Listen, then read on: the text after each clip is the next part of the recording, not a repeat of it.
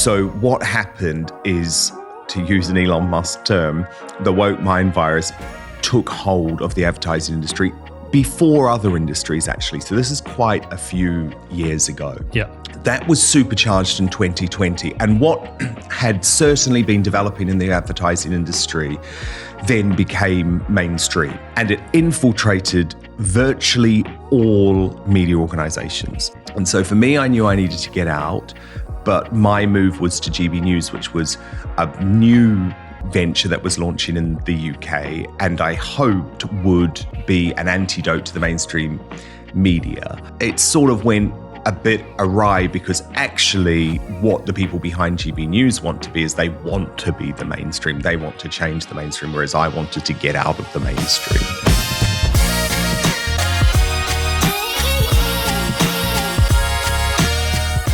Right, Dan, morning. Good morning. Thank you for coming on. Pleasure to be here. I'm going to have friends who are going to be happy that I'm talking to you. I'm going to have friends who are going to be aghast that I'm talking to you. Yes. Like, what are you doing getting this guy on your podcast? What's happened to you? You become radicalized. How's it going, man? Yeah, good. Really good, actually. Obviously, had a very dramatic sort of 18 months, but things have really turned around, and yeah, I'm in a good place. Want to talk about it? Happy to. Well, we're the media Happy now. to. We're the media now. Yeah, I mean, there is, look, what happened with me was obviously a bit of a separate thing, but there is a genuine media revolution that is happening. We've obviously seen it in the US, particularly with Trump, over the past few months, and clearly it came to fruition in quite a spectacular way. And I think that needs to happen in the UK. Yeah. And I hope to be a part of that. Obviously, you're a part of it. There's other people who've been doing it for longer than me. I guess the perspective that I bring is that I know how the MSM operate because I was a part of it for such a long time. I don't. I've never been part of it.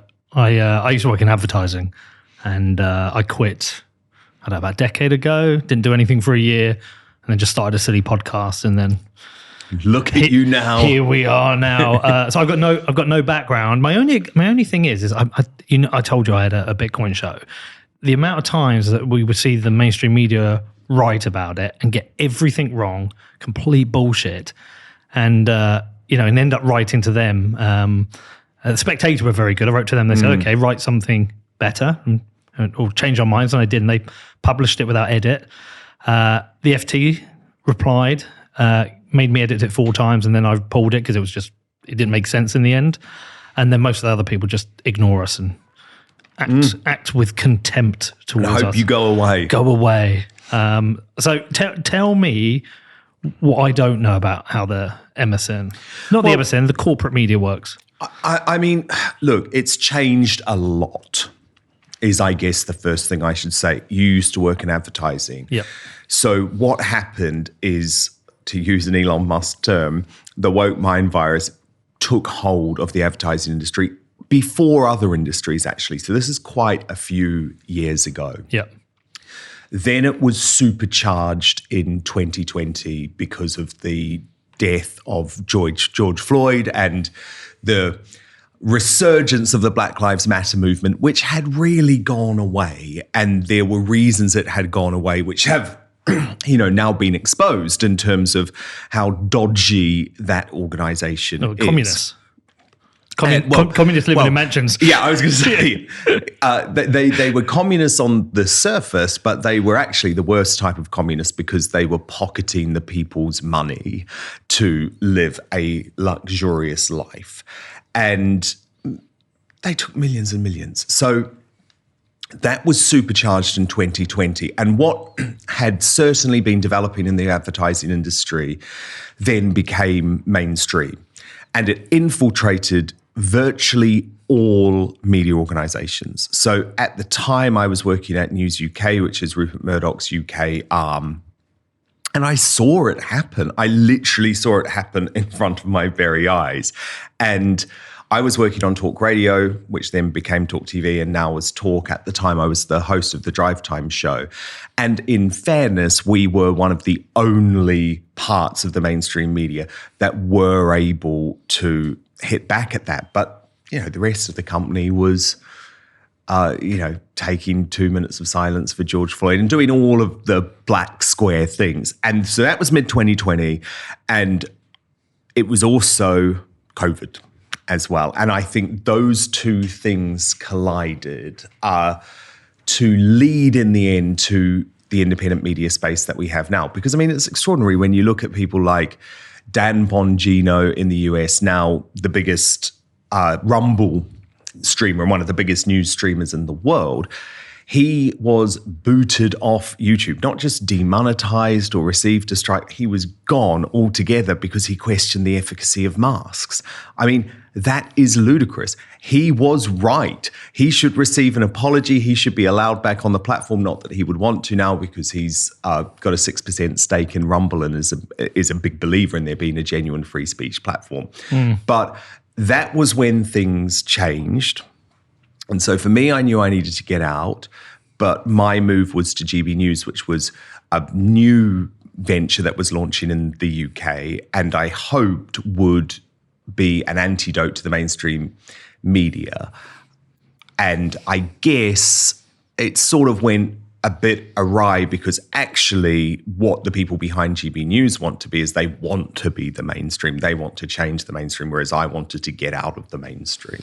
Yeah, look, I don't hold it against GB News for wanting to do that. I've never really watched a lot of it. I've seen some of your stuff, obviously, but I've never really... You don't just have to say that. No, I have, but mainly because it goes on Twitter. Yeah. So some controversial thing happens and I see it on Twitter, but I've never sat down and watched GB News. I don't really watch BBC or Sky that much anymore, very occasionally. I'm just not a consumer of mainstream news. The British Bashing Corporation and Sly News, I call it. Well, there are certain things I think they do well.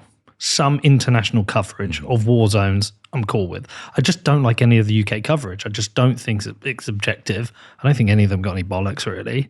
And they see the world entirely differently from me. So it's pointless to watch it. But I also saw GB News like an extension.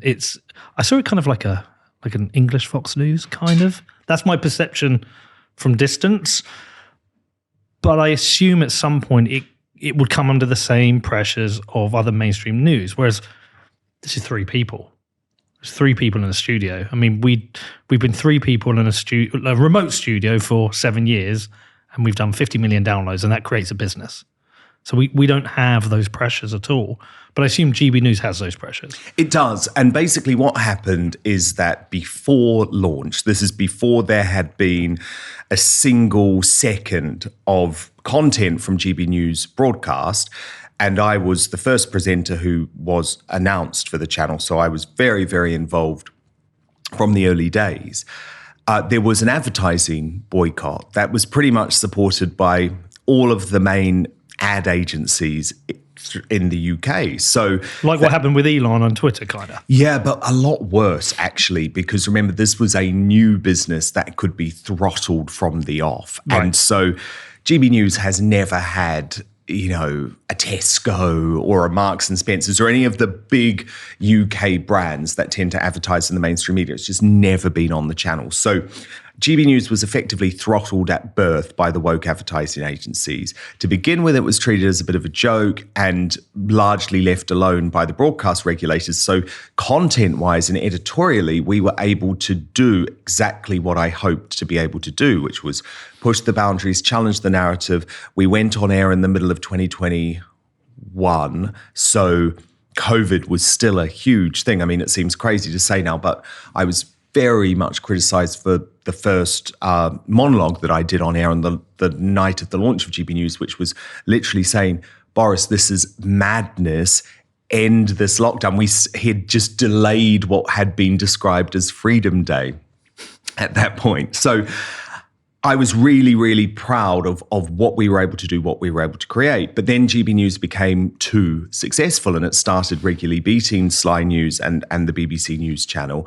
And so what happened at that point is the regulators, which is a government censor in the UK, I call them the off-communists, they all of a sudden started to flex their muscles. And it's very weird I know you've got a big American audience, it's very weird for Americans to even get their head around, because with the First Amendment, none of this stuff would even happen. The idea but it kind of has happened in the US with advertising agencies. Well, so I know that Republican channels or Republican news sources tend to get throttled by anything but Republican-owned companies. So big tech. Oh, you're talking about the censorship. Yeah, so don't get me wrong. Big tech, yes, and advertising agencies, that goes across the world. But remember, this is the government regulating what can be said on a news channel. But they did kind of do that in the US as well. We saw that from the Twitter files, right? Yes, but It's a sly way of getting around the First Amendment. Well, yeah, yes, it is. And I mean, it's appalling what happened. And I was a victim of it with Facebook, for example, throughout 2020. So that is almost like a separate shocking issue. But what we've got here in the UK is far, far more disturbing, I think, for anyone that believes in free speech, because this is a government-owned regulator supported by all of the establishment, all of the MPs who believe that it is right to censor a news channel.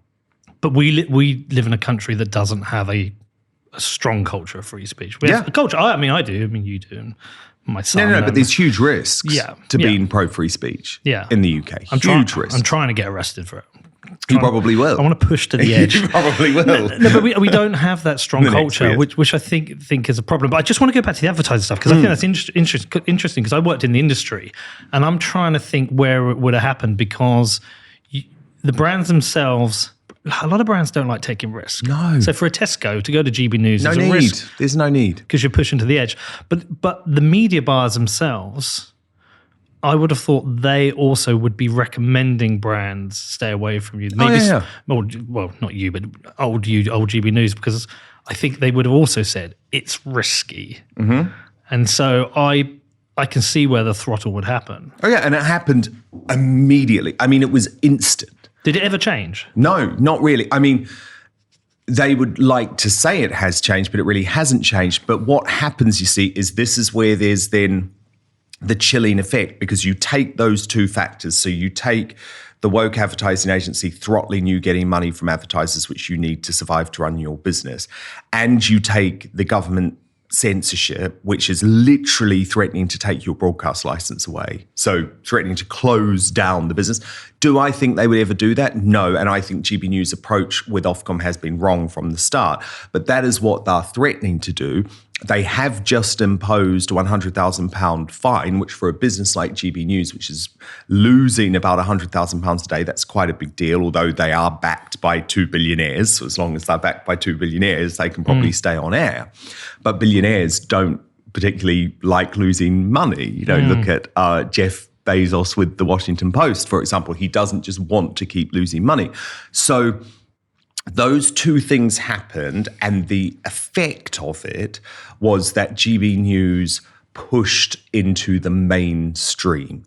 And they did that by hiring a different sort of breed of presenters like Eamon Holmes. They did that by taking off-air people like Mark Stein, Neil Oliver, me, Lawrence Fox, Father Calvin Robinson. There's been a change. And so they want to be part of the mainstream. I didn't. And so I guess that's just a different path. And, you know, personally, I think you only have to look at what's going on with the media in the US to know that the independent media will win out when it comes to this. What did you think GB News got wrong with the regulators? Well, because right from the start, they took this public position of, we love being regulated. We want to be regulated. We welcome regulation. We understand that we're working within the Ofcom framework. And they thought that was a clever strategy to almost say, bring it on. You know, we're so respectable. Now, Nigel Farage, who's one of the main presenters on the channel, and myself and Mark Stein, who ended up leaving too, we always took a very, very different approach to Ofcom. We believe in free speech. We didn't believe that Ofcom should be regulating us. We shouldn't be giving in to this system. So I think that was a real strategic mistake, because what it did very early on is Ofcom saw the power that they had. Basically, any time an Ofcom complaint was upheld, GB News just got rid of the presenter, effectively. So Mark Stein, myself, Lawrence Fox, there's others that haven't been public, but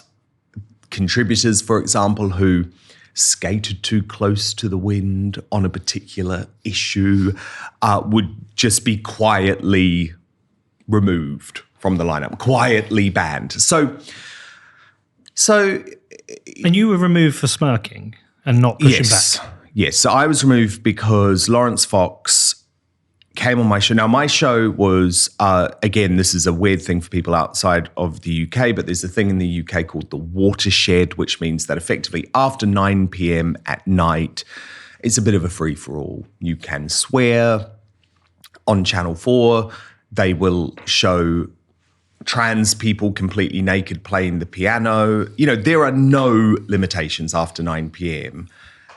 in terms of what is allowed on television. So my show was a bit of a riot, you know. That was the whole point of it. We were doing something that hadn't been really done on UK TV before. We were breaking lots of rules.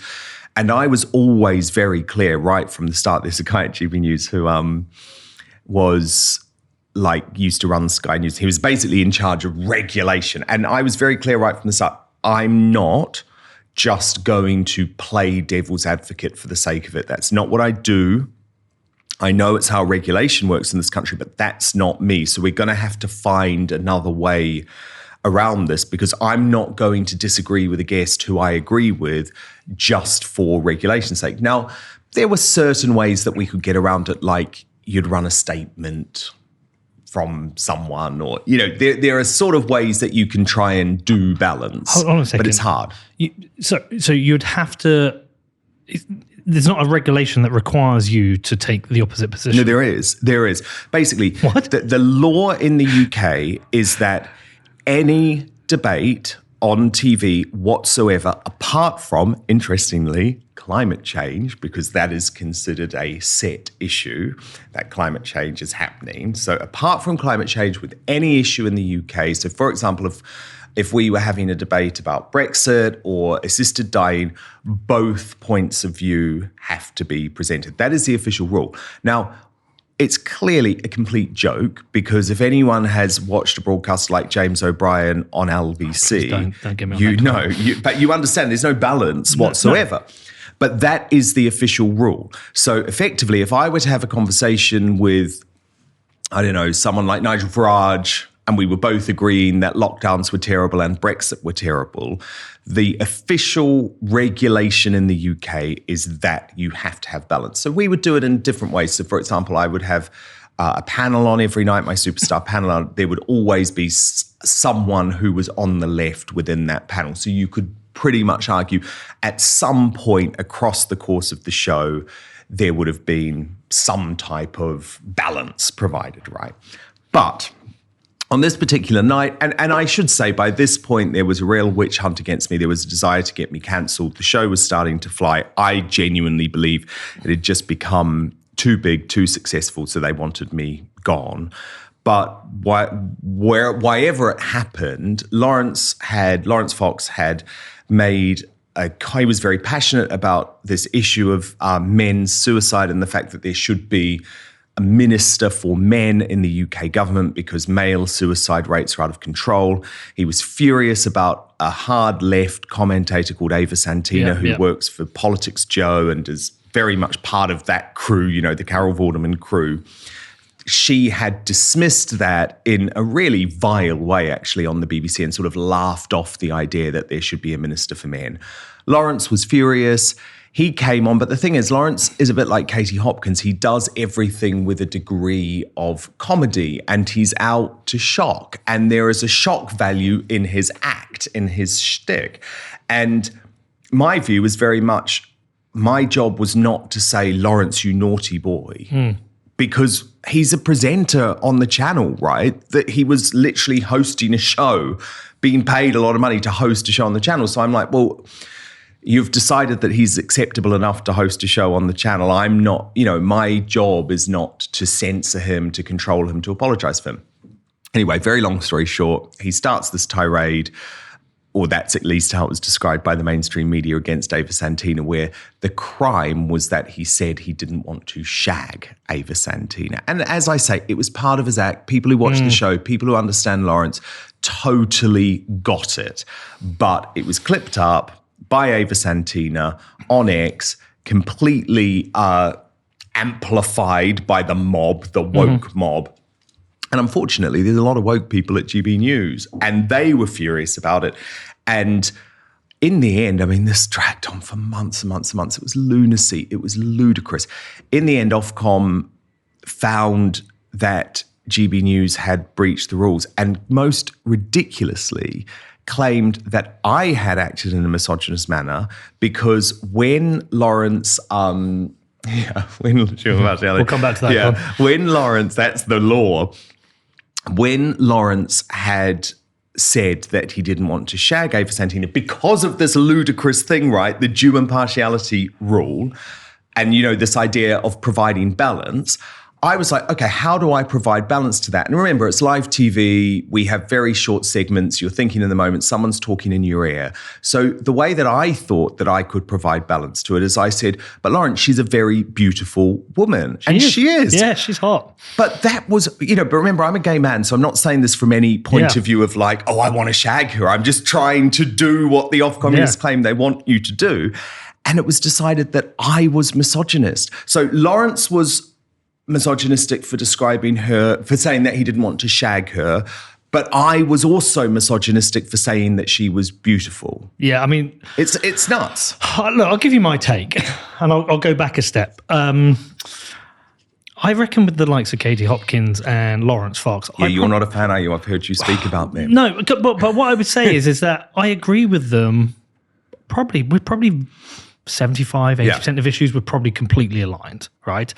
But in the world I'm in, I've got a lot of lefty friends, family, people, and I spend a lot of time trying to convince them why left-wing politics and socialism ultimately impoverish us all and make us all miserable and sad, and that we want the smallest government possible, that we don't want the government interfering in everything we do, blah, blah, blah. But you don't think they help the cause? They make it so much harder.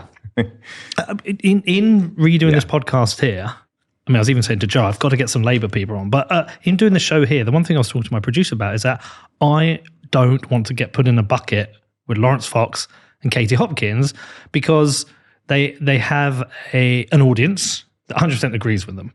But I want to bring the other audience over. I want to bring the Labour voters over and make them realise everything that Labour's doing is making your life harder, making this country worse. And they just don't help. And so when Lawrence is how he is, I mean, I'll probably get on with him at a beer, but it's just not my bag. And so my take on it really was like, it was just a bit of a dick move. Like if he spoke to my sister like that, I'd be like, don't be a dick, or my daughter. So I just don't think it's helpful.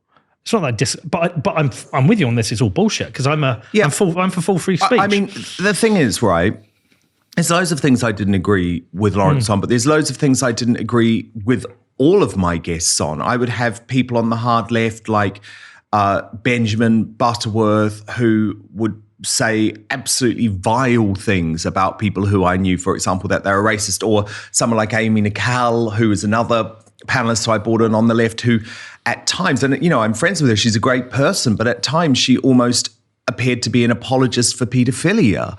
And that is completely acceptable. But Lawrence Fox saying he didn't want to shag a woman is not. Now, that's not to say that I agree with everything he said, but really, that was whipped up. I mean, that was leading the news. That's nuts. We were a rollicking, wild entertainment news show where we had lots of different people on, some very serious, old school politicians like Anne Widdecombe or Lord Frost, people like that, but also people who were crazy and a bit fun and a bit entertainment based, but we had them from the left and the right. So this was all just about trying to find a reason. But you got to think what we're like. It was in the confected UK. Hysteria. Sure. I mean, I think it's because what we're like in the UK, we kind of don't upset anyone. The humble bee, a keystone species crucial to the survival of Earth's inhabitants. Here's how things would look if bees vanished. And here's how they'd look if humans vanished. But imagine if instead we became a keystone species by doing things the right way, by taking responsibility for our actions and becoming the solution. Iron mines the world's most responsible currency the right way. Because the future depends on it.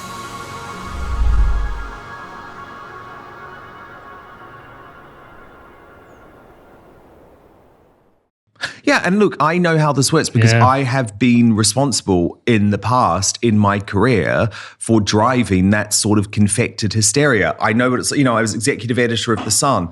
Something happens, you think, oh, this is a good story. You pile on, then everyone piles on.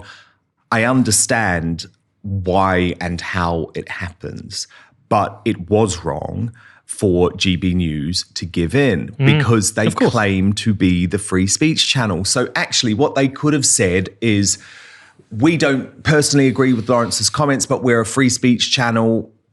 It was after 9 p.m. at night. Channel 4 is fine to show a trans woman playing the piano with his penis.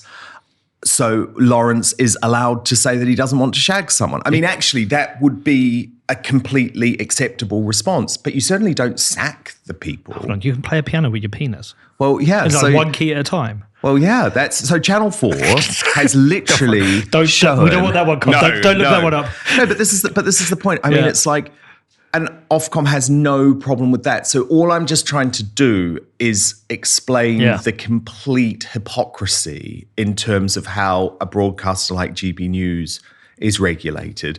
But honestly, all of this did me a favour. Well, because become independent now. Well, yeah, I just don't have to work. I wanted to try and work within that ecosystem, right? And I was trying to do something very different. And I was a big part in terms of creating what we tried to do at GB News, which was to say that the UK can have a conservative news network in the same way that LBC is allowed to be a left-wing news network, the same way that Channel 4 is allowed to be a left-wing news network, or Sky News is allowed to be, and they are.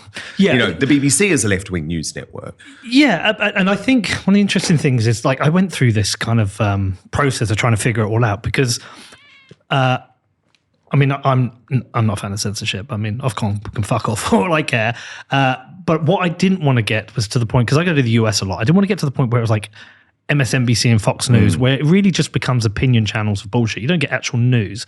And then I realized, no, actually, I do want that. And the reason I want that is because I want us to get this independent, this fierce independent voice out, which isn't doing what the mainstream's doing. Yeah, but the thing is, it's about honesty. Yeah. But and like, there is no honesty with the UK mainstream media trying to claim, which they do, even today, they try and claim that they are straight down the middle, that they come at this with no political position. I mean, that is ludicrous. Channel 4 is on the left. Yes. It just is.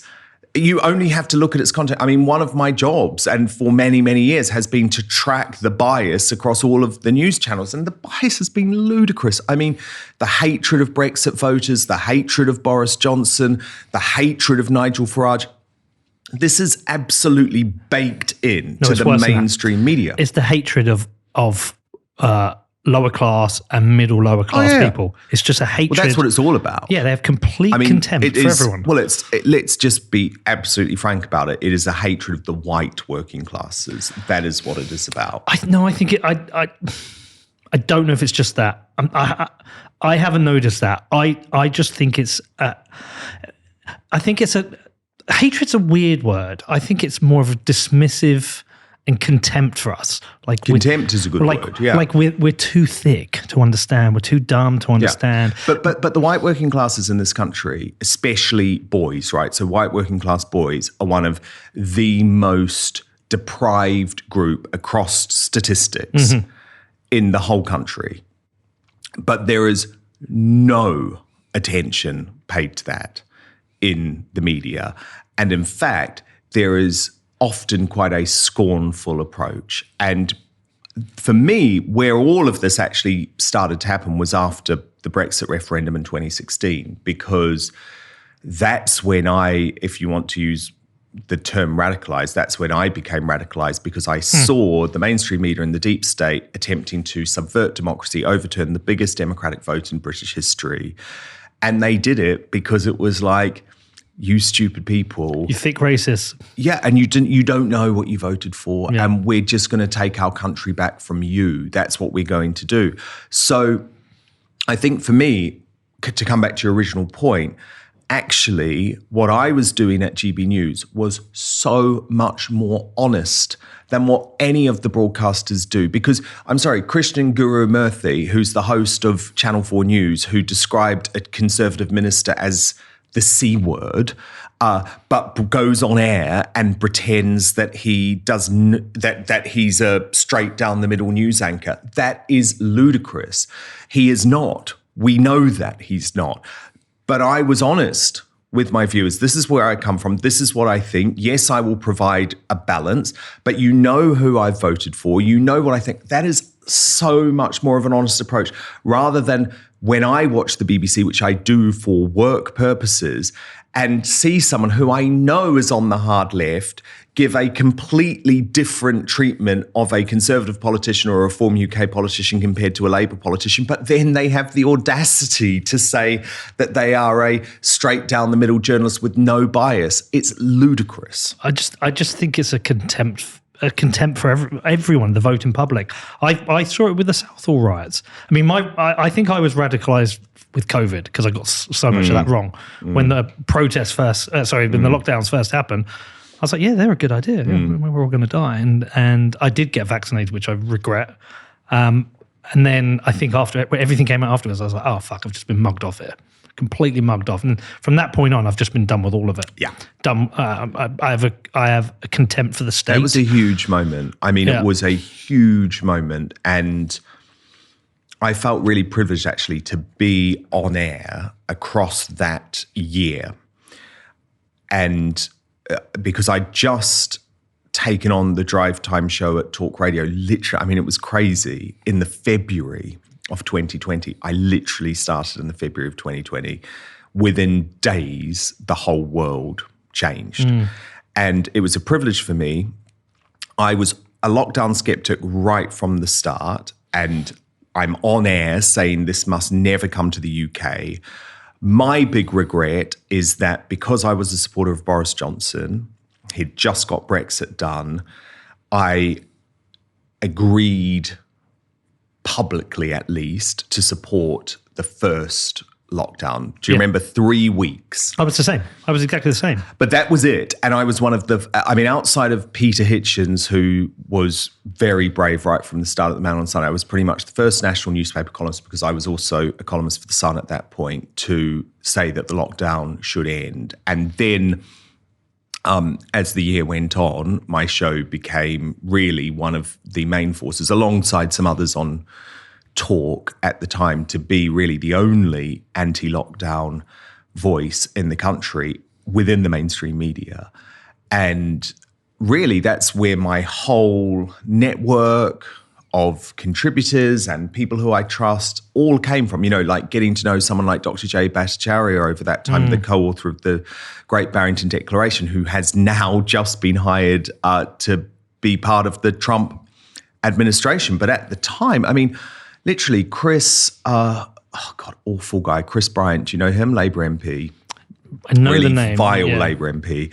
He literally came on my show and called me a nutcase because I had signed Dr. Jay Bhattacharya's Great Barrington Declaration, which effectively said we believe in the concept of herd immunity and we need to get herd immunity out there amongst the community. And while that's going on, let's protect the really vulnerable, right? So it was never let 80-year-olds die. It was actually the opposite. Yeah. It was we let all of us go about and do our business. We get the herd immunity and we protect the vulnerable. And he came on my show and called me a nutcase, yelled at me and called me a nutcase. Now, I'd say he's the nutcase. He's the anti-science crazy. And Dr. Jay Bhattacharya is now going to play a key role in the Trump administration.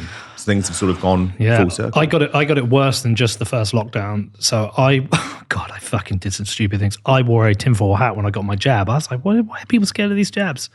I mean, I've had hundreds of vaccinations. I used to sniff cocaine off toilet seats.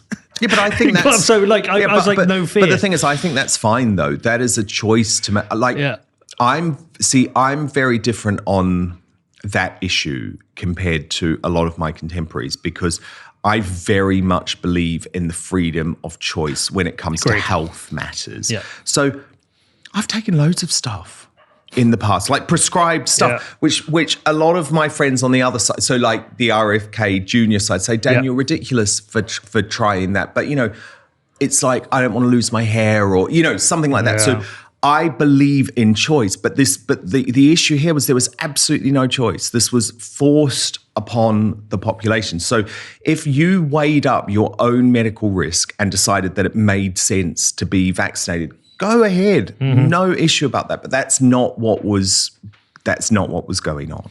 Are you more skeptical of the pharmaceutical industry now, though? Oh God, yeah. Of course. Yep.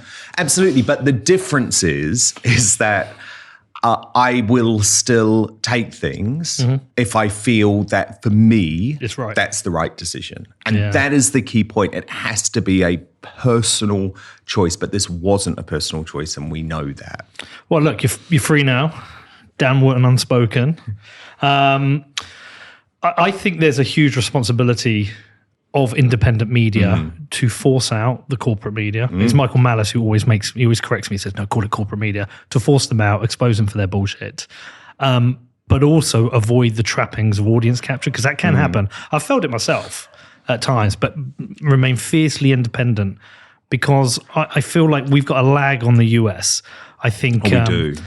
We're very behind. We are, but we're basically an administration behind. Our Labour Party is basically the Biden administration, and someone, whether it's Farage or Conservatives fix themselves, are going to come back, because I don't think Labour will get a second term. And I think that's going to come back in very much the same way. I think it's going to come back with outsiders, not establishment politicians, outsiders coming in and forcing government to make change, the way Elon and Elon RFK has just overnight said that he thinks Reform will win the next election in the UK. Well, if he backs him, that would be kind of interesting. That will scare a lot of people. He is backing them. Yeah, that will be scary. Mean, he's backing them literally just in his posts. Yeah. That's enough, which are going to hundreds of millions of people. But I think what's going to happen, I think for the likes you, I, or others, there's an opportunity now to really deliver an honest message out there to people who, I think they're craving it. I was watching Question Time last week. It's not just the current one. And to me, it's insane how misinformed people are about certain issues.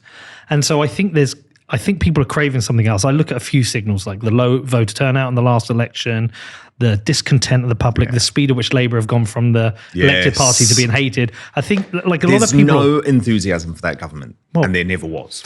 Well, I think even when they were elected, it was as you say, it was a low turnout, and it was a low percentage of the overall vote, which is becoming increasingly fragmented. And I think a lot of people are sensing something's wrong. They're not 100% sure why. I mean, what I hope is people realise is that government is the problem. Government itself is the problem. The institution of government is the problem. The debt is the problem. The bureaucracy is the problem. The treatment of any money we earn is the property of the state, and they'll leave us what they want is the problem. And hopefully we can get a similar kind of momentum. Sadly, it'll be like 4 fucking years away, but a similar momentum. And therefore I think this independent media is so important. What you're doing, like all these people. And I think we're going to win and crush these fuckers. Yeah, I mean, the thing is, it's almost like there has to be a peaceful revolution. Yes. But it does have to be a revolution. And during the Conservative Party leadership contest, which could prove to be totally irrelevant, actually, in the years to come, but I backed the guy, Robert Jenrick, who was running against the woman who won, Kemi Badenoch. And because I thought he was one of the few people that could save the Conservatives, but even he would have found it hard. Even he would have found it hard. But big difference, he came on my show during the campaign. Now, he had not done one other independent interview, not one. He'd gone on every single mainstream channel, every single one. But to me, it was a bit of a test. Are you prepared to show that you truly believe in something different? And it wasn't about me. It would have been if he'd done any independent show. But I was the one that pushed it. How long was the interview? I really had to push. He only did a short interview, which was a shame. So he didn't agree to sit down, because I'm on for 90 minutes a day and he wouldn't do that. So I think he came on for about 20 minutes. But the fact that he was even prepared to do it, I was like, okay, there are some people who maybe understand the change that is coming. But the vast majority of people in Westminster don't. They have no idea. They are still obsessed with Question Time. They're still obsessed with going on Newsnight. Now, I'm a media analyst as well as a political commentator. Like, my degree was in media studies and political science, and I love the media. I've always loved the media. I'm fascinated by the media. And I know that what happens in the US ends up spreading to the rest of the world. And it's like watching these people not realizing that there's like a tsunami just behind them and they're trying to go on with their holiday, and order a margarita at the bar. And it's like, the tsunami is there. It's coming. You are about to be swept away. And as a result of that, there is a responsibility on us, but there's also a responsibility on the good people in the mainstream to support us, to come on our shows, to talk about our shows, because at the Republican convention in the US, no one cared even about the Fox News anchors at that convention. They cared about Tucker Carlson. Yep. They cared about Dan Bongino. They cared about Russell Brand. They cared about Megyn Kelly. Those were the people who were making waves at that convention. It was so telling to me. So I would even say Nigel Farage has to stop playing the mainstream media game. He's trying to appease these people, and it's like, you're never going to do that. You're never going to do that. I thought it was good that he did Winston's show, and I just wished it had been longer. And the thing is, and he is one of the best. Don't get me wrong. Yeah. He will do show. He often sits down with Rob Moore and his podcast. I actually don't have a bad word to say about Nigel. We were close colleagues for 3 years at GB News. Out of all of the presenters at GB News, he was one of the most supportive of me during that whole period, and he fought for me. So I don't personally have a bad word to say about Nigel, but of course I analyse him, I talk about him. He's the potential next Prime Minister of the UK. Let me tell you something about Nigel. I wonder if this resonates with you, because I've interviewed him twice now. And when I first did the interview, obviously a few people I know are, what the fuck are you talking to him for? And I said to him, look, I'll tell you something about Nigel. I think there's two people. There's Nigel and there's Farage. When you sit down privately with Nigel, he's very articulate, he's intelligent, he's smart. And I ended up agreeing with everything he says. When he's in front of a camera, he becomes Farage, he becomes this character. And it's really interesting to see, which is why I want to interview him again. And I want to get as much of Nigel out as I can, because I find Nigel compelling. Farage is a character. I don't know if you've had that experience. I do understand what you mean, and I understand why you say that. I feel like they are the same people, though. Yeah. It's just that he turns on the bombastic nature a bit more. But actually, one of the most incredible things about Nigel is that he lives it every single moment of the day, every moment of the day. And I think that's probably why he will go on to succeed, actually, although there's obviously a big attempt to shut him down. But there are times when Nigel makes mistakes. So, for example... Yesterday. Yeah, this week he's been really awful about Ben Habib, the former deputy leader of Reform UK, someone who I have huge respect for, someone who's a true intellect, right, and truly cares about what's happening to this country with bold potential solutions. And Nigel was just awful, just absolutely unnecessarily, personally awful about the former deputy leader of his party. Now, you could say that's taking it from the Trump playbook, but that's the side of Trump that people don't like. So, you know, my point is I will be a critical friend to Nigel as and when is necessary, but I think he knows more than any politician in this country what's about to happen, especially with the media. But in saying that, I still think he's playing the mainstream media game too much. Because I don't think he needs it. Well, I don't. And it's kind of interesting because if you think back to this election in the US, I wonder how many people decided their vote based on the fact that Trump did Rogan and Kamala said no. Because I thought that was really telling. Everything I'd learned about J.D. Vance was from social media and from various articles I read. Then I saw him do Theo Von and Rogan. I was like, oh, this guy's fucking great. And when you can see somebody sit down for 3 hours and maybe they're not even just talking about politics. I mean, listening to Trump talk about MMA for half an hour for me was fascinating. And they're the interviews I want to see with these people because realistically, there's kind of two real politicians, real people in politics I think are real. I think Nigel's one. I think the other one, you bear with me, is Angela Rayner. Oh, no, I totally agree. I mean, I 100% totally agree. 100% disagree with her politics. Love seeing her raving in Ibiza. All the attacks on that I thought were ludicrous. I'd be up there with her raving. She represents the people from where she comes from. She believes what she said. I don't think she's a grifter. I think she's economically illiterate, but I think she's real. And I like real politicians. I totally agree about Angela Rayner as a politician. I've actually said that myself. I do disagree with you, though, on the Ibiza situation, because the thing with this government is that they held the previous government to the most ridiculous standards and nothing was off limits.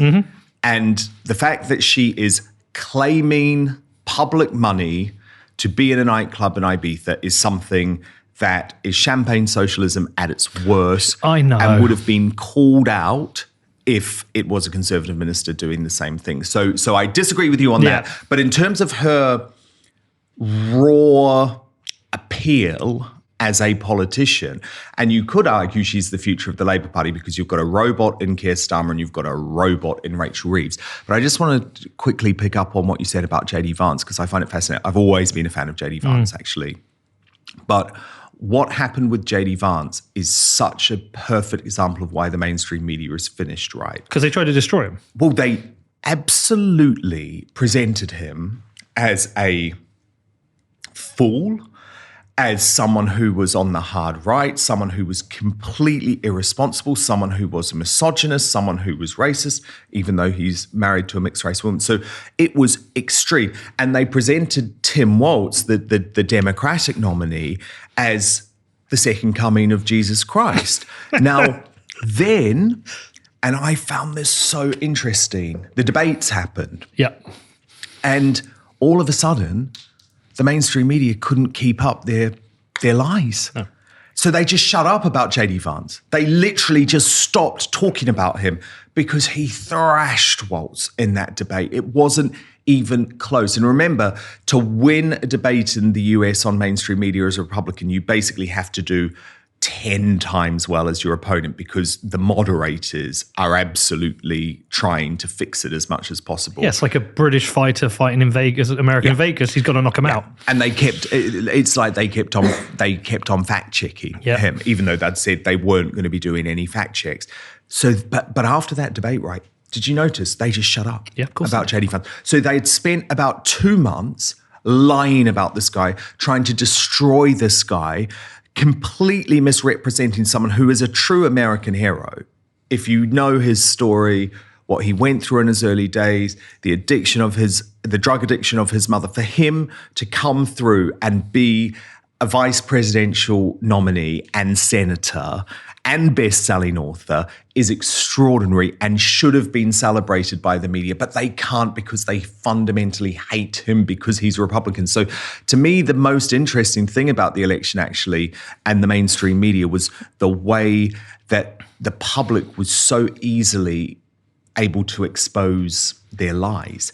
Just in the same way, and obviously this is a much more well-trodden narrative, so we don't need to go much into it. But, Donald Trump is a fascist and the new Hitler, but then Joe Scarborough and Mika Berinsky from MSNBC go and visit him at Mar-a-Lago 2 days after his election. They never believed it. They never believed it. But the JD Vance thing to me was sinister because he was a new figure to most people in America. So in the past, and this is what's so terrifying, because you say it was when you saw the independent interviews with JD Vance that changed your mind. But in the past, it's not that changed my mind. It's not changed my mind. I didn't draw my opinion from the mainstream media because I don't trust it.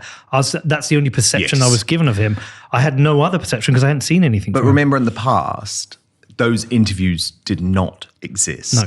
So he would have been destroyed in the same way that the mainstream media, do you remember, completely destroyed Sarah Palin? Completely destroyed her. Now, I actually have a lot of respect for Sarah Palin. Probably you're still sitting there thinking she's a fool because that was the yeah, but that was the that if you were in the UK, it didn't matter where you were politically. You just thought Sarah Palin was a fool because the mainstream media spent that entire campaign doing everything they could to destroy her. And she's not a fool. And actually, without Sarah Palin, there's probably no Donald Trump in the White House because she started something quite spectacular. I used to have her on my show a lot. I have huge respect for her. But I just think if the independent media had existed in 2008 in the same way that it did in 2024. Do you see what I'm saying? I see exactly what you're saying. Like there could be a very different public perception of Sarah Palin than there is now. But it didn't exist. You only made your judgment on Sarah Palin based on the prism of what the mainstream media told you about her. And they told you she was a stupid, dumb fool. Well, that's why it's still a bit weird here. Somebody who travels to the US so much, I kind of knew Trump was going to win. It was pretty obvious to me. Everybody I spoke to was voting Trump, pretty much, apart from some, perma Democrats. But you come back here and nobody can understand it because the entire, pretty much, I would say 95% of the media industry here was entirely against Trump. Yes. Yes, including, by the way, lots of people on the right. Yeah, of course. I mean... Michael Gove, Sarah Vine, the Daily Mail columnists, they all hate Trump. The Rest of Politics constantly cover, and both parts of the Rest of Politics. Anthony Scaramucci, who's a friend of mine, but, he's very anti-Trump. And Rory Stewart. Rory Stewart, yeah. Who's not right-wing. Can we just be honest about that, please? He's a lefty. Well, he's a lefty. They've both come just to the centre to get on well for their podcast, their pro-establishment podcast. Rory Stewart was never... a conservative, but they don't understand. They don't understand it here, and so I look at it and I think any kind of up and coming politician now, MP, should be out doing shows like these, exposing them for 3 hours. Because what's going to happen is, look, they think they have contempt for the public. We agree on that. They think we're stupid, but we're not. If you have a 3-hour interview with Keir Starrsie, I don't think he survives a 3-hour interview because I know the questions. He's a robot. Well, I know the questions that I'll ask him that he won't answer. They're very obvious questions. I think Angela Rayner survives it. I think she crushes it. I think I disagree with her, and afterwards I really want to go for a beer with her because I like her. I agree. I agree. And you know who else survives those interviews? And I despise their politics. Jeremy Corbyn. Yes. George Galloway. Agreed.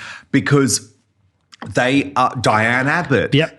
3 of the people in politics who I think actually have a real caustic influence. I mean, when it comes to George Galloway, he was my colleague on Talk. His show used to follow mine, and I really get on with him as a human being. I had him on my GB News show, but I completely disagree with his politics. But my goodness, he is a completely honest politician and orator, and what you see is what you get. And I agree, those people would survive. And that's what's so disturbing when you see politicians who are effectively puppets on a string. And Kemi Badenoch is one as well. She can't cope with a question that she doesn't have a pre-prepared answer for. Keir Starmer certainly can't. Rachel Reeves certainly can't.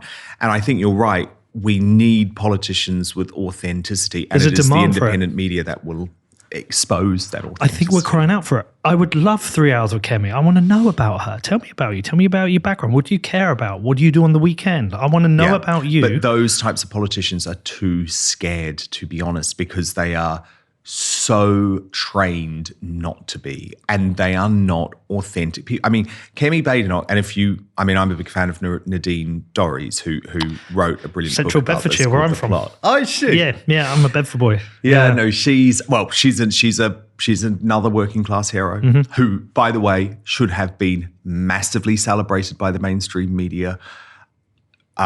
Very impoverished background, becomes a best-selling author, culture secretary, but they hate her. They hate her. And why do they hate her? Because they view her as a traitor to the working class, whereas I view her as a hero of the working class. But she exposed how the Conservative Party works. She predicted that Kemi Badenoch was going to become leader years ago, because it's not about authenticity. It's about who the system decides. Now, the thing is, Kemi Badenoch was viewed as a very attractive person to be the chosen one. And I get it, right? It's really appealing to have a black female making culture war arguments from the right versus a left-wing leader who is a white, straight man. Well, but it's like an anti-woke gay man yourself. It becomes more effective because you're not on side. Well, see, I know that's how people see it, but that's not how I view it. I think it's completely irrelevant, and it should be completely irrelevant. And when I realised... They don't know how to cope with it, though. No, they don't. But the thing is, it should be irrelevant, because the problem is, if you start caring about stuff like that, you play into that. And I'll give you the perfect example. So I don't know if you remember, but Kemi Badenoch received a lot of positive support from across the spectrum when David Tennant, who is the actor who used to play Doctor Who, but he's on the far left, especially when it comes to trans issues. And he was at one of the gay, or LGBT as they call it now, awards dues. I can't remember which one, maybe the Attitude Awards, something like that. And he went up on stage, accepted an award, and said that he would be happy for Kemi Badenoch, I think, to shut up forever. It was something about taking her voice away. And it was an appalling comment to make. It was like, I don't agree with this woman, or this person, the fact she's a woman is relevant. I don't agree with this person, so she should shut up. Now, Kemi Badenoch, in her response, unfortunately, said, isn't it terrible that a straight white man is telling me, a black woman, to shut up? Yeah. And to me, it's like, no. You're now playing the identity politics game that should be everything that you reject. Yep. Because your success is not because you are a black woman. So he should feel that he can tell you to shut up and people can call him out for that. But it's not wrong as a white man to call out a black woman. Here we go. What did he say? There it is. However, until we wake up and Kemi Badenoch does not exist anymore, I don't wish ill of her. I just wish her to shut up.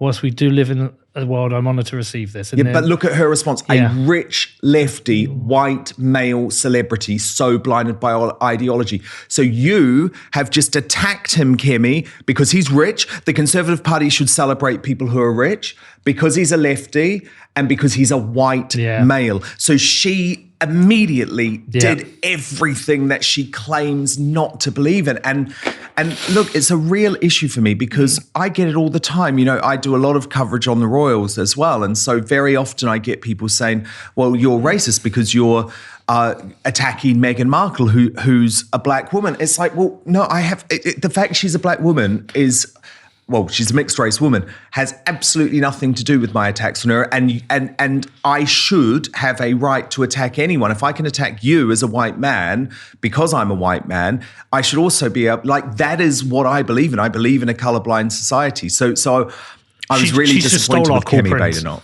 She stole our cool prince. He's not a cool prince. He was cool. Do you think? As cool as they get within the royal family.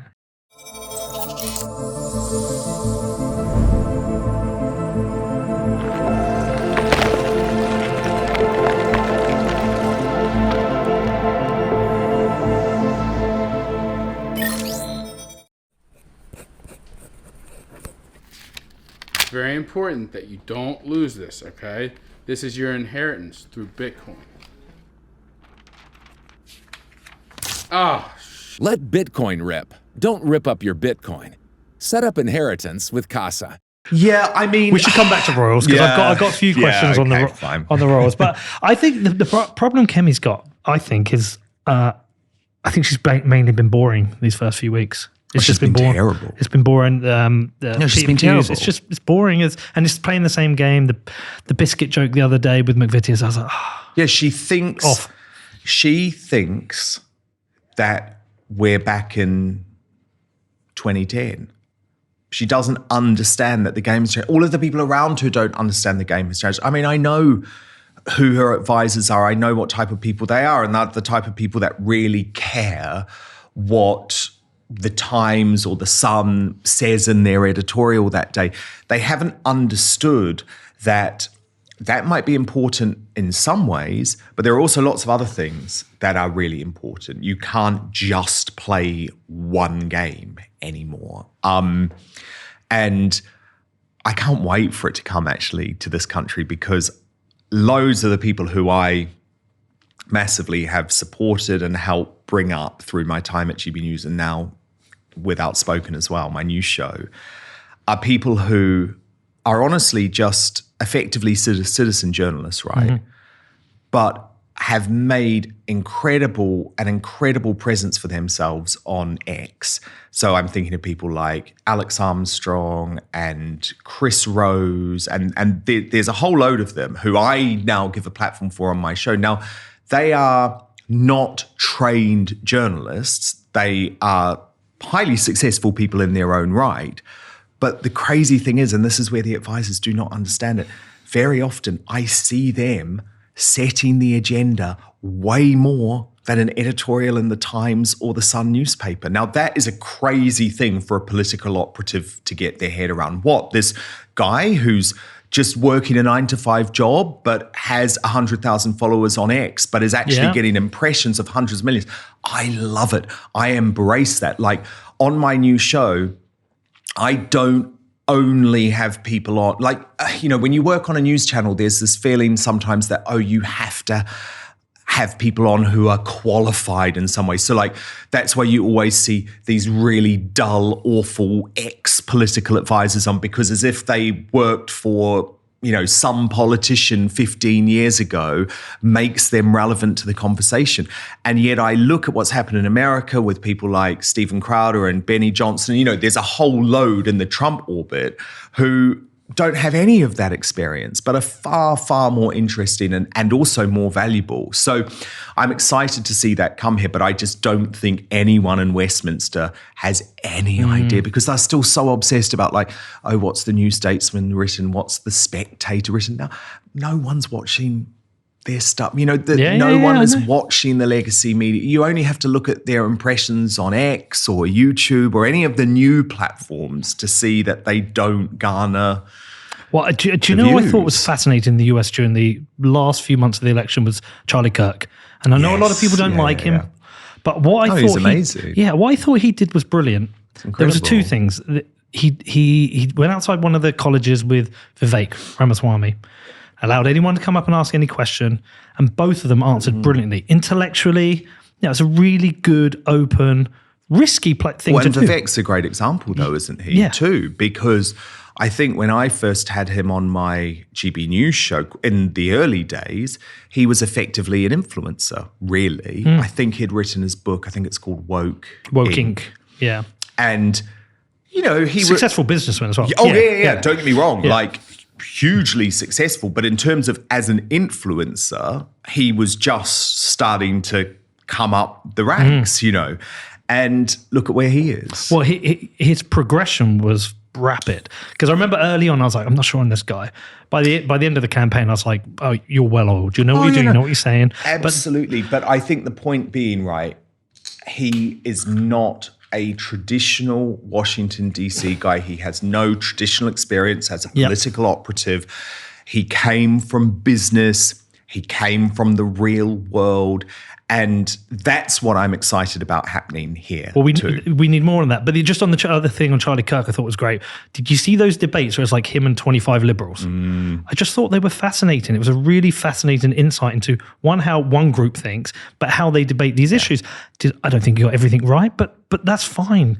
I think we want to see mistakes from people, or people we disagree. This whole apparatus of trying to have perfect, rounded answers that don't offend anyone, I don't think anyone's buying this shit anymore. No, I totally agree. But where are the people in the UK? It's like I say, you're excited because you know it's coming. I'm the same, but I kind of want it now. No, I am excited. And that's why I try and turn some of these people, I guess, into stars, because I think they are. I mean, another great example from the US is Riley Gaines, who is someone who I supported in the very early days because I'm very big on female sport. It's something I'm really passionate about, which is maybe quite weird as a man, but I am. I love it. Just for context, so I own a football team in Bedford, and we have a men's and a women's football side. Both teams very successful. The women's side are top of the league at the moment. Where you're about to go into is an issue that's on my mind a lot at the moment. Yeah, because so with me, and again, people find this crazy, but like my sport is netball. Okay. I'm a huge fan. My daughter will love you. Have been ever since I was growing up. Now, netball is, I'm not talking about playing it, by the way. So hold on, Connor. we played it. When did we play it? Yes, you can. When did we play it? We played in a mixed? In a daddy-daughter day at school, yeah. Oh, no. Was it the club or the school? Oh, sorry. So anyway, you can. I have played mixed netball. So we turned indoor. Up. I was like, fun. We're gonna crush this. This is gonna be easy. I mean, I was ruined. No. We were terrible. We got our asses kicked. Yeah, awful. My daughter's very good. Oh yeah, no, 100%. And what I weirdly love about netball is I love that it is a women's sport. Now, actually, what sometimes annoys me, right, is at the moment there's this because they want netball in the Olympics, right? And so there's this real push to make men's netball a thing, and it's like no one wants to watch men's netball. No. Unfortunately, it's like we have basketball. There's something beautiful about women's netball, about the women, their agility, their athleticism. You know, it's just totally different. But because I'm such a big fan, and I really know the game, I support the London professional team called the London Pulse, who are utterly incredible. So I'm like a true diehard, right? And all it takes is one. So netball has 7 players on each team on the court at one time. All it takes is one of those 14 to be a trans woman, and you might as well go home. The game would be over. Now, thankfully, so far, netball has made the right decisions, but I see this woke movement within the sport. Okay. At international level, yeah.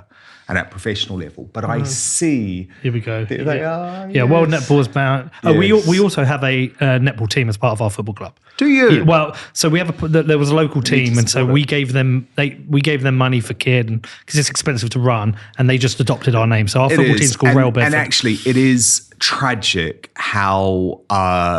little coverage netball gets the main. I mean, netball is the number one women's sport in the UK, right? And someone like Helen Housby is a superstar, and they're not, because I'm New Zealand born, so it's big in New Zealand, Australia as well. Yeah, New Zealand in New Zealand, netball stars are like the All Blacks, not as rich, but they're known. Do you know what I mean?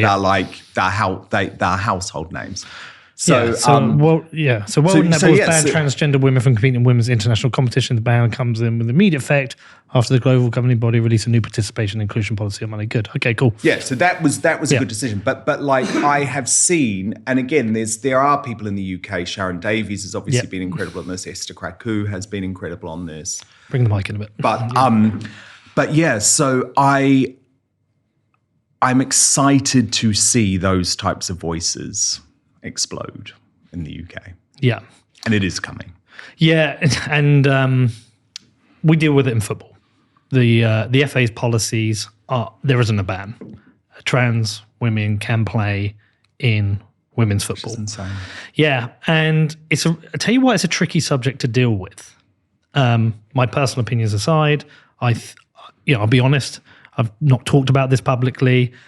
There's every chance I get cancelled in football for it, but my view is that we've invested in the women's side of the game because it's been neglected for so long. Women were banned from playing football at one point. Lots of women, lots of young girls want to play football. And finally, over the last decade or two, there's been a lot of investment in the quality's getting better.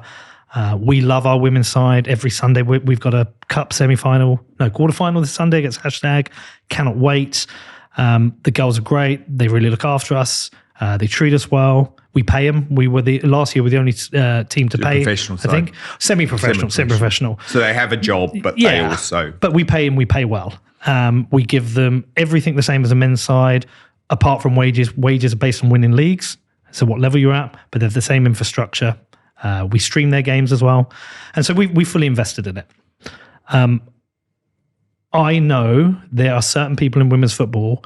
When I turn around and say, "Look, I don't want trans women in our women's side because I think it's unfair. They're taking spots from girls, and also it's dangerous." They're my 2 points. If a trans Which person it completely is. a trans person comes to one of our games and someone's offensive to them, I'm going to be batting for them and defending them. But in terms of my football team, I just don't want it. It's just not something I want, and I don't want my players playing against a trans woman if they don't want to. Yeah. And the reason I say if they don't want to, so some of the good young girl players stay playing with the boys because the competition's hard and they become better developed players. But that's their choice and their parents' choice. We got this player, Belle. She's fucking outstanding.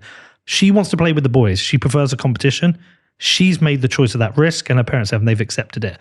But there's this coercion for girls' teams to accept playing against trans women, and It's appalling. yeah, it's just coercion. It's appalling. At any sport, it should be ruled out. I mean, the boxing was enough in the Olympics. Yeah, I mean, insanity. But I guess I hate using the term, I'm trying to think of a better term, but my journey on this, I hate using that. But, my development on this, I guess, has been quite interesting because I'm a gay man. Obviously, you hope that you are accepted or whatever as part of the community. Again, a term I hate, but, the world that you're in. And it became quite obvious to me that there was, I was always not totally accepted as part of the gay community because I worked for right-wing media outlets, right? So there was always like this suspicion about me, which again is an appalling thing, because I know so many gay men who are on the right. But that was the first thing. But then there was this real change. Again, it all happened around the same time, 2016 to 2020, where the gay community morphed very much into the LGBT community. And to begin with, as a gay man, I was like, well, it's such a small part of my identity being gay. It really is. I don't talk about it a lot, even though I'm talking about it now, but I actually don't tend to. I hardly ever talk about it on my show or bring it up because I just think it's such a small part and it's sort of irrelevant to so many aspects of life. But in this case, I was like, well, let me just see how this trans thing is developing because I don't really know enough about it. I don't really... at this point, feel that it's something I'm going to massively weigh into. So I watched it for a little bit and then I just became so horrified by what I saw happening to this so-called community, which was a hijacking. It was the hijacking of a community and the so-called, as JD Vance would call us, the normal gays, right? We were thrust out. Yeah. We were absolutely thrust out. And again, it's over the course of the past sort of 6-7 years, I want nothing to do with that community because that community is hypersexualized about everything, totally closed off to people who have a different political point of view and put trans ideology, and by the way, extreme trans ideology, at the heart of everything. And when it comes to me personally, I believe my perspective on this should be listened to, because when I was growing up, I am convinced, utterly convinced, that if I was growing up today in 2024 in a woke school, someone would have, probably a teacher, would have tried to convince my parents between the age of 6 and 10, or at least put into their head the concept that, do you think he might be trans? And Or found it online. yeah. Yeah. I mean, I'd like to think my parents would never have gone down that path, to be honest, because I think they would have allowed it to play out. But the point is that as a gay youngster, but also this happens a lot with lesbians too. I've spoken a lot to detransitioners like Cara Bell. She's the woman who sued the Tavistock Clinic and eventually resulted in it closing down, because she went through the puberty blockers and everything, and she was a lesbian woman, or at least a woman confused about her sexuality. And I was a gay man. I didn't want to be a woman. I mean, absolutely, I've never wanted to be a woman, but what people don't understand is that as a young gay kid, your hormones are running wild, and it's natural that you sort of think, oh, maybe I'm a girl, you know, because there are maybe I'm a girl, maybe I should dress up in girls' clothes. And again, I've spoken to lots of lesbian women who feel the same thing too. And we don't want to change gender. I mean, I don't think you can change gender personally. I've really looked into this now. I've really, really studied this in a way that I never previously had, in part because of the sports stuff, but in part because I've been so concerned to see, as I say, the sort of takeover of the community. And so my personal perspective on this is very strong. It would have completely destroyed my life if some woke teacher had tried to convince my parents maybe this young gay kid is actually a little girl. And I really genuinely believe it could have happened. So leave kids alone. Nothing should even be considered on this until you've reached 18 years old. But even at 18, people's hormones are still running completely wild and people are experimenting. And personally, having gone through all of this, I do not believe that you can change your gender.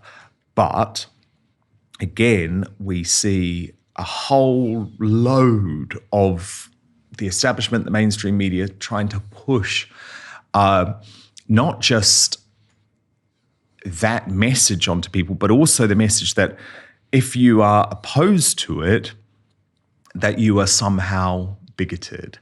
And maybe that is where I can be a little bit stronger on this argument, because it's like, well, clearly I'm not bigoted. I mean, I have people calling me homophobic. It's like, I'm a gay man. How on earth can you say that?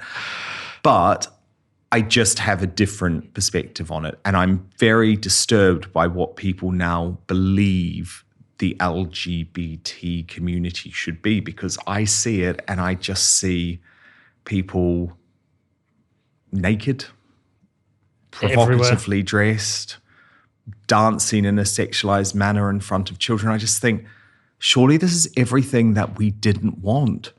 When I was growing up, the whole thing that you wanted as a gay guy was just to be accepted and just to be normal. And just to live an ordinary life. And it's the change that we've seen with everything. It's like critical race theory and the end of the colorblind society. But I guess the slight difference when it comes to this debate is that people are also challenging actual science. Well, I think the problem is progressives, they kind of got everything. And so once you got everything, what do you go for next? You have to go for the crazy weird shit. And what always bothered me is that, like furries. I can't.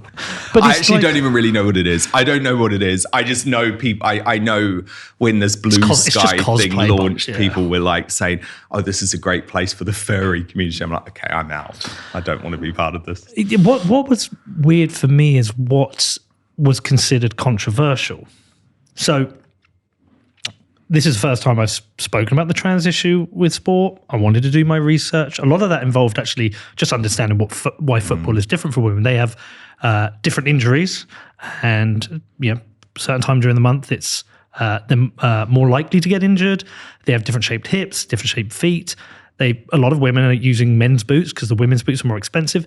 So I started to learn, well, fundamentally, a sport is about fairness. This is unfair if we start putting together people who've got different body compositions which affect how they play. So I've learned about all that. But I know just having this conversation for some people is going to be controversial. But that's weird, because what is controversial is putting somebody in a boxing ring and beating the shit out of a woman in the name of sport. Yeah. That to me is what should be controversial. Yeah. And it shouldn't even be, it should be objectively controversial, and there should be no debate around it. Yeah, I mean, what's interesting is the argument that you've just made is always what Sharon Davies has stuck to. So she is the Olympic swimmer. Yeah. Really fascinating story, actually, because this came out today. A trans athletes volleyball team reaches final after opponents refuse to play, and in their league season, 6 teams have refused to play against them. I think it's right. I unfortunately, I think this is what women's teams have to do. Yeah. They do, because otherwise you're almost accepting that it's okay. But Sharon Davies is a really interesting story because she won the silver medal for Britain in swimming. Can't remember which year, it was in the 80s. And who beat her? One of the big, I think it was German athletes who were all drugged up. Do you remember at the time in the 80s and 90s, it was the German, I think the East Germans and the Chinese. Yeah. And they were all pumped full of testosterone, and it was not a fair sport. So really, she is a gold medalist. She should be a gold medalist, right? And a national treasure. Yeah. And for her, but she's been completely cast out of polite society. But for her, this is only about fairness. That's it. So she doesn't talk about like, the sort of rights and wrongs of whether people should be called she or, any of that. But it's I don't think most people care about that. Fairness. So most of the people like you I know or me are generally kind of like conservative, libertarian, freedom. Yeah, we're pro-freedom. And if you're pro-freedom, I can't be pro-freedom and judge somebody for how they want to dress or be named. So I think most people are in that area. It's just about fairness. Yeah, I mean, the naming thing is interesting for me because I've, again, had an evolution on this. And took a lot of weight in what Megyn Kelly did on this area. So for a long time, she had agreed to use people's preferred pronouns. And so had I, without even really thinking about it. And she made a decision to stop doing that. Okay. And I thought a lot about it, and I'm in that same place now too, because when I was working at the Daily Mail, and I was a columnist for the Daily Mail, they've gone totally down this path. So they will refer to a rapist, and rapists can only be men, as she, right? Now, I find that just so ludicrously offensive. Yeah. But the other one for me was Sam Smith. Now, Sam Smith, who's the pop star, was someone who I actually knew really well. Really, really well, because I used to, my whole life used to be in showbiz and entertainment, and great that's first album. What I did. Yeah, very amazing. Weird. And the thing is, he's a very, very talented guy. But his story is really interesting. Basically, his career was going down a bit of a downward trajectory until he embraced this hyper wokeism. And all of a sudden, he was back. And I believe there was something quite cynical about it. I think Sam is a gay man. I think he's a camp gay man, just like Boy George used to be in the 80s. But Boy George used to dress up and be camp and be extravagant, like Pete Burns or someone like that. But he never tried to change society because of his personal preference. And Sam, unfortunately, and as I say this as someone, I was very friendly with Sam. He's a lovely human being. But notice I'm calling him he. And this is always something that I test woke people on. The wokest people I know, is one I used to work with, I'd have a conversation with them. Within 30 seconds, even the wokest person you know would have called Sam Smith a he. Because this idea that you don't call a man when we have our beautiful English language, and it's butchered by getting rid of those pronouns. Because trust me, trying to write a 1,500 word column about Sam Smith and never use the pronouns he, him is just awful. So that's the first thing. But then the second point, and this is much more important to me. Yeah. At Ledden, we built the best Bitcoin-backed loan platform in the world. Proven, trusted, growing. Ledden's proven track record speaks for itself. Visit ledden.io/Mr. Obnoxious to get started. Ledden, there is no second best. Ledden is not regulated in the United Kingdom. Any credit products or virtual asset services provided by Ledden are not subject to UK regulatory protections. Please consider the risks associated with virtual assets and consult a financial advisor before making any decisions. The Brit Awards have been running since the early 80s, but they are legendary in the English music industry. Everyone from, Sade to Kate Bush to Adele to Dua Lipa have won the Best Female Award at the Brits. And by the way, it's really important because what people don't realize, they look at those big female stars in the music industry and they think, oh, the music industry must be pretty equal. But actually, it's not that way. It is much, much harder as a woman in the music industry to be nominated for awards. That just is something that dates back a very, very long time. And so that's why it was critical that there was this best female category, because in some years, the music industry was completely dominated by blokes, right? So the only way that women got their moment on stage was in the best female category, while the men sort of dominated the main genre categories. Now, Sam Smith, after making this ludicrous declaration that Sam Smith is now no longer a male or a female, he is non-binary, says to the Brit Awards, I have no category that I can enter because you're trying to force me to enter as a man or as a woman. Now, my view is that the Brit Awards should have said to him, Sam, you choose which category you want to enter into. Or don't go in any. Yeah, but if you feel more like a woman, if you feel this album is more like a woman, like I don't care, fine. If you want to do that, do that. But the Brit Awards didn't do that. Do you know what they did? They merged the categories, didn't they? Yeah, they got rid of the female categories. Yeah, and I've not cared about the awards since. No, they changed history. Now, the Oscars haven't done it yet.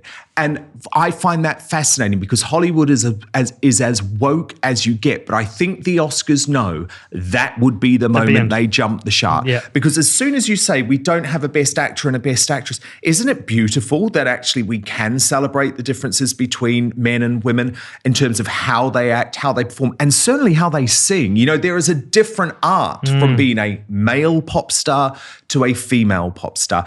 And I've never got over that with Sam Smith. I'm so angry with him. And so, no, I'm not going to sit here and say I'm so angry with them. I'm not doing it. And if you think that makes me cruel in some way, then I'm actually happy to take that now. But I'm angry with him for doing that. I think it was selfish. I think it was anti-woman. And I hope you've heard through my whole arguments that most of these arguments that I'm making is actually because I love women. Yeah. I embrace women. You know, most of my best friends growing up as a gay guy were women. And I hate these gay men who are trying to erase women from society or from sport. I thought J.K. Rowling nailed it. It made it really easy for us when she said, I'm not transphobic, I'm just not misogynistic. And the way I kind of think Sam about... Smith is a misogynist for doing what he did. Well, yeah, and the way I think about it is, you know, we as men, we do have a duty to protect women. Yes. And yes, look, let's try and make equal opportunities for everyone. Let's try and, you know, I've got a daughter, I want her to succeed, but I'm also... have a daughter, and I know I'm going to worry about her late at night, far less than my 6'3" son.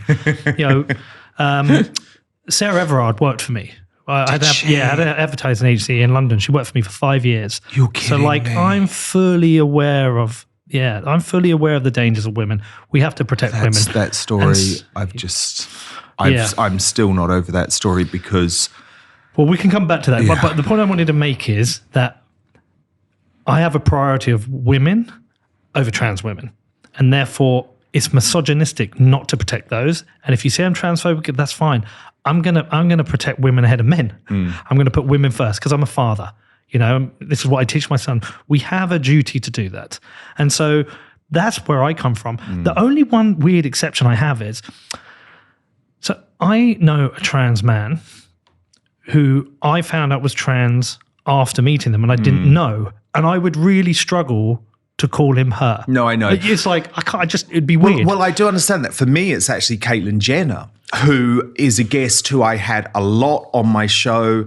Really, really respect Caitlyn. And my natural proclivity is to call Caitlyn she. Yeah. So sometimes I just try and avoid it. So I get it. I understand that these things are not totally straightforward. I do get that. But unfortunately, what I see happening is I see attention seekers hijacking the debate. So Sam Smith is an attention seeker. Demi Lovato, another pop star who I used to interview in my old life, total attention seeker. She claimed she wasn't a she for a while. She was a they, them. So no one could call Demi Lovato a she. Now, all of a sudden, she's back with a boyfriend. Apparently, we can call her a she again. And it shows this is partly mental illness, partly attention seeking, partly narcissism. Yeah. And the problem is for me is I'm like, go ahead, you do that, right? But it's when you try and change society, that's when I have a problem. That's when J.K. Rowling has the problem with it. I mean, for example, right, at the moment. Hold on, I need a piss. Can we have yes. Are you right to carry on? Yes, of course. Where did I interrupt you? Trying to remember. J.K. Rowling. Yeah. But yeah, so look, I just don't think that we should allow. What I was going to actually, no, the thing that I was thinking of, sorry, I'll just raise it very quickly, was have you seen all of the stuff this week around the Wicked movie? I mean, I tried to watch it and I just, what the fuck were they even saying? Yeah. It was like, it was it parody? I was like, no, it wasn't. It wasn't parody. And it's like, so basically on Saturday, I went to see Wicked and Wizard of Oz is my third favorite movie. No. It's good. The film's good. It's fucking incredible. So Wizard of Oz is my third favorite movie of all time. Okay, I just have to know the other two. Oh gosh. Grease #1, Sound of Music #2. So all musicals. Yeah, okay. Stereotype? Stereotype? Yeah, a little bit. I didn't want to say it. E.T. is my favourite film. That's a good one. Yeah. That is a good one. Yeah, well, I'm an 80s child, so yeah. But basically, but weirdly, I'm not a Wicked guy because for me, I'm like, no, I'm a Wizard of Oz guy, not a Wicked guy. Went to see the movie. Oh my God. Loved it because it is an actual old school classic. Few little drips of woke, right? But not enough to at all take away from what is just an incredible movie. But thank God I hadn't seen any of the press tour before I went in. But for me, it didn't ruin the movie at all. But it's more just like, just look at those two people and understand this is the world they inhabit. They are so removed from reality, which is why they talk like that about holding space and about, sit there having conversations where they cry about taking their green makeup off. I mean, it's ludicrous, but that's the world these guys inhabit. I think one of the best things about Trump's victory is that what America was saying is, we can go and watch the Wicked movie and love the Wicked movie, which they have done in droves. It took, I think, 150 million in its first weekend. It's a true hit, proper hit. But we're not going to let those people tell us who to vote for. We're not going to let Cardi B, who can't speak when she doesn't have an auto cue. Yeah. We're not going to let her tell us who to vote for. In fact, we're not even going to let Beyonce, who we pretty much love, and Taylor Swift, who we love, we're not going to let them tell us. And to me, I'm like, that's the beautiful thing. I don't think we need to cancel all entertainment because I saw lots of people saying, God, I'm not going to go and see Wicked now. And I sort of get that. But actually, I'm like, no, go and see Wicked. It's utterly incredible. And none of that is going to take away from what is just an amazing movie. Because the other thing they said was, Oz has always been queer. It's like, no, it hasn't. Come on. But the great thing is you just stay in your little entertainment box now. So do you know what I mean? Yeah. There was a long period where those guys genuinely thought they ran the world. Clooney and people like that. They sort of the period of Obama, they thought they ran the world. Well, but I think I basically think wokeism failed. I Yes. think, and look, I understand where it Yes. came from, and it was kind of like a test. Like I say, I think the progressives kind of got everything. Yeah. Gay rights, gay rights, civil rights. certainly here in London, certainly in this part of London, you could walk around as a gay man or a gay woman holding hands. No one cares. You probably get some bigoted shit, but Not much. not much. But I'm saying, and they got, cannabis has been legalized. I mean, we live in a pretty fair society here in the West. Yes. And like I said, I think they needed a new agenda, and they tested it. It just failed. I mean, Bud Light coming back to, Huge moment. and Huge moment. but the lag being, we've talked about the lag, is Jaguar fucked their brand up for some reason, and yeah, I mean, it's really interesting because I see woke people talking about Jaguar and they still think this is genius. And I'm like, okay, let's just wait. Wait for the sales. Let's just wait, because for me, I couldn't believe the Boots Christmas ad this year. It's like you basically choose a woman who has offended the vast bulk of your customers. Joa Ando, who's the actress in Bridgerton, but she, on the day of the King's coronation, went on woke ITV and said that the balcony was terribly white, which is just so clearly a racist comment, because no one would ever say about a Nigerian family that they're terribly black. So it was a racist comment, right? However you look at it. But Boots, and this is the woke advertising agencies again, say, oh yeah, let's get her to front our Christmas ad. And then let's present Father Christmas as a lazy white man who doesn't actually do any of the work. And to me, I'm like, I think that's a failure for Boots. You see, but we're going they're through still going to it. do this stuff. Yeah. And yeah, we're not as advanced, but I think nothing is going to stop the woke brigade, but the things that matter are sales, because Bud Light fired the woman behind their ad, and their brand. Apparently, if you're in like a red state dive bar, no one orders a Bud Light now. no, I mean, Kid Rock destroyed them. Yeah. So that's massive. But for me, the bigger thing is it's like you vote with your wallet and you vote at the ballot box. And that's where woke has been rejected. And that's what matters. It doesn't actually matter to me if a singer who I love spouts woke rubbish. Do you see what I mean? It's like, I can still enjoy their music, I guess is what I'm saying. Yeah, but it's different when it's a brand that's asking you to go to their chemist or whatever over another chemist, and they're just so egregiously saying, we're not listening to you. A lot of brands have decided it's their job to try and move us in a particular direction. It's like, those brands will fail. It's like, no, you're meant to be there representing your customer. Yeah, and I feel like it's just nature is healing. It was an overcorrection. Nature's healing. And I feel like there's a resurgence of conservatism coming back. Inspirational role models for young men. Getting young men down the gym, lifting weights, eating well, eating good food, respect to the family. I just feel like that's coming back, and I'm here for it. I like it. I'm a very conservative person myself, certainly economically as well, and this is why I think these next 4 years are going to be so painful, because we have a socialist government which is already failing, which is going to fail very badly for 4 years, and to me, it's going to all come down to whether the Conservatives are radical enough to fundamentally change their party back to a Conservative party. I don't think they are. Or whether Reform can organise themselves in a way to be a viable alternative, or they come together in some weird ways. And I guess, that's another rabbit hole we could go down. Maybe we'll save that for another day. But that's where I feel like they're the battle lines now, and I think it's going to be a very interesting few years. You and I have a job. Everyone in the independent media has a job. And I don't know, I'm both pessimistic and highly optimistic. Oh my God, I completely agree. Yeah.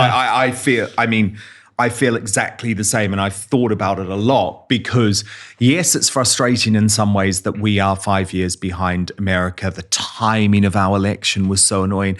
In fact, if Rishi Sunak had just waited until after the US election, don't get me wrong, he couldn't have won. It's not about him winning, but I think the majority would have been cut, and I think there could have been a bit of a different picture. But we are where we are, and unfortunately, I think this country, this once great country, which has been run into the ground in so many ways. I mean, I can't now walk around London and get my phone out to check where I am on a map. That's because insane. I have literally had my phone. I've been mugged. Can I tell you something insane about that? I went up to El Salvador to interview the president after they made Bitcoin legal tender. Oh, wow. And he's also basically changed the country from the murder capital of the world to the safest in the Western, not safest, sorry, the lowest murder rate. But I went into one of these near one of these zones called a red zone where the gangs used to run it, and I was chatting to one of the local people because we were making this film. And I said, what's the difference under Bukele? He said, well, I used to not be able to walk around with my phone out because it would get taken. He said, I can walk down the street on my phone, it won't get taken. I was thinking, I can't fucking do that in London now. No, it's a beautiful feeling. I spent 8 weeks in Florida earlier this year before I launched my show. I was doing some writing, but I just wanted to be in Florida, to be honest. I love Florida, but I wanted to be there. It was during the campaign and all of that. And I felt so much safer in Florida. And people talk about guns and everything, but I could have my phone out wherever I wanted. You get a real sense of law and order mattering. And I've literally seen the breakdown of society in London, where I've lived for 20 years, and I don't want to be in London at all. I'm here at the moment for work, but I don't want to be in London. And I think it's such a fundamental issue. Safety.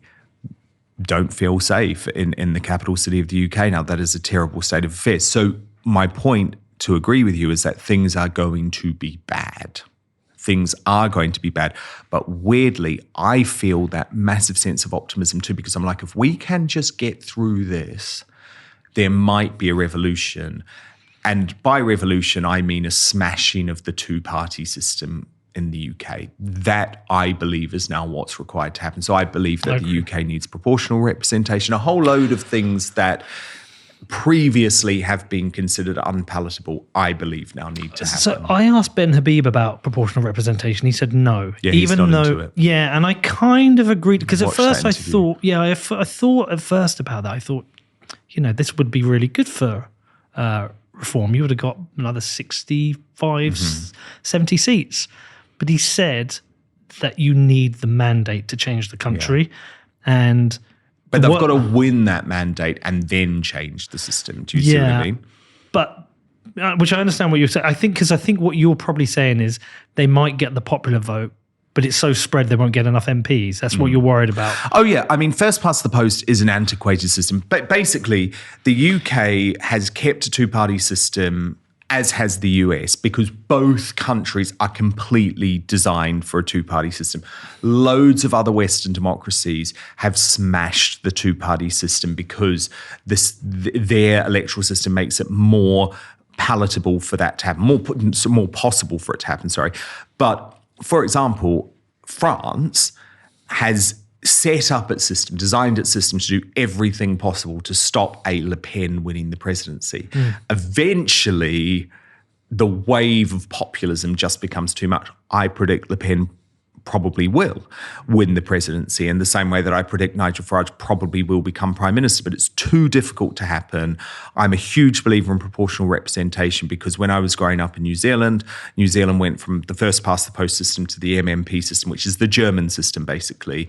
And everyone at the time said, this is going to usher in left-wing governments. No, it doesn't. What it actually does is it means that you have parties that properly represent where people feel. So in New Zealand, there is the Farage Populist Party, there is the Conservative National Party, but then there's also a party that I support called ACT, which is very, very libertarian, but also very conservative economically, and that's where I'm at. And ACT, when it gets into government, which it is now, is able to influence the main party and pull it towards its direction. So, right, I see. Yeah. It just. But the thing is, it's just a two-party system doesn't work. Look, I supported the Conservatives during Boris Johnson and Liz Truss. It doesn't work. Their own party destroyed their leaders because the MPs were too far to the left. The MPs weren't conservative. It just does, what may have worked in the past, this idea of having a big tent, doesn't work because it's a uni-party system where nothing changes. And this country requires change, serious change. And it doesn't work with the system that we currently have, where leaders get into power and are sort of dragged towards the centre ground. It just doesn't work. I'm going to have to think about that one because Ben convinced me, but I totally see what you're saying. I mean, like, put it this way. Yeah. If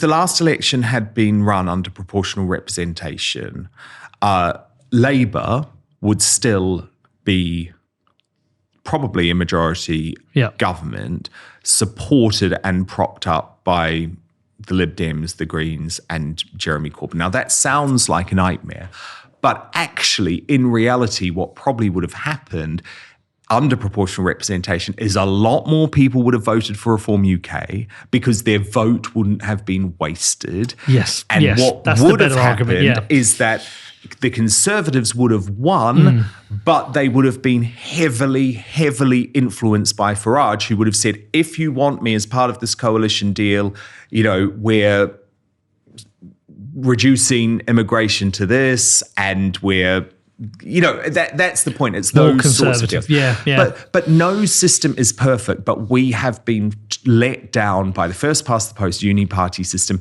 And I hear Boris now, and look, I was a big supporter of Boris, but unfortunately, Boris proved that it doesn't matter how big your mandate is. At the moment, under our current system, the deep state and the dark forces within your own party wins. Boris admits that he became basically a powerless prime minister despite having a massive majority because his backbenchers, who were far more woke and far more centrist than him, decided to go another way. I feel our system is fundamentally broken and proportional representation is the way for it to change. Doesn't mean there's not going to be challenges because, yes, it means the Green Party would have a big presence in government. Jeremy Corbyn's pro-Hamas movement would have a big presence in Parliament. That's terrifying, but it's real. Yeah. Because at the moment, you've got all of these people within Labour trying to pretend that they think the same way. No, they hate each other. Yeah. It's not natural. Dan, I could go down this rabbit hole for another couple of hours of you. Just finally, though, because I'm sure we're going to do this again. Is the show going well? Are you happy? Yeah, no, I'm really, really happy. You should have a chance to pimp it while you're here. Yeah, I was really nervous before we launched. Luckily, I had a lot of people in the US who'd gone through the same thing who were cheerleading me a bit, and that meant a lot because, look, my confidence was shattered after everything that happened. It was just an awful period of my life. When you go through cancellation, it is grim. Jordan Peterson has actually said that the only thing worse than cancellation is receiving a terminal diagnosis. And I genuinely agree because cancellation affects every part of your life.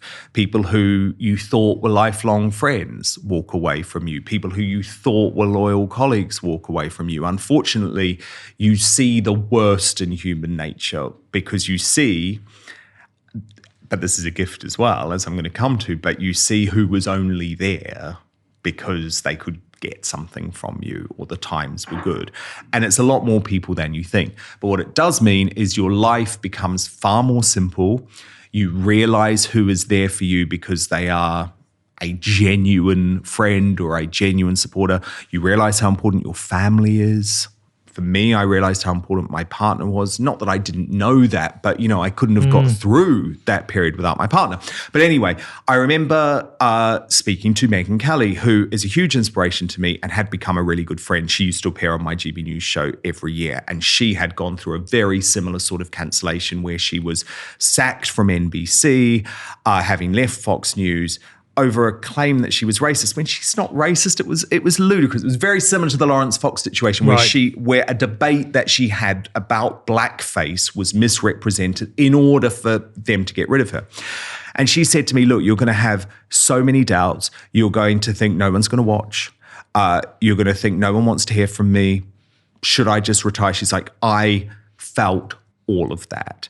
And Megyn Kelly, I mean, look at her over the last election. She is more powerful and more influential now than she ever was at Fox News. And that's saying something. She was the number one host. Yeah. Number one host on Fox News, being paid, or at least being offered, tens of millions of dollars for her new contract. But she is more powerful now, broadcasting how she wants to broadcast from her home with a small team.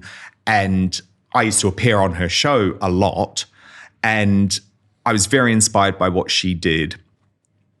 But the big question to me is there a big enough market in the UK and all of that? So there is. Yeah, and now I'm 4 months in, and we are very close to hitting 60 million views on YouTube, and my Substack is really thriving, and that's very important to me because I do worry about YouTube. YouTube is not a space still that is completely devoted to free speech. Yes. So I ask people to support me where they can on Substack. You can subscribe totally for free still on Substack, but Substack's just a different platform.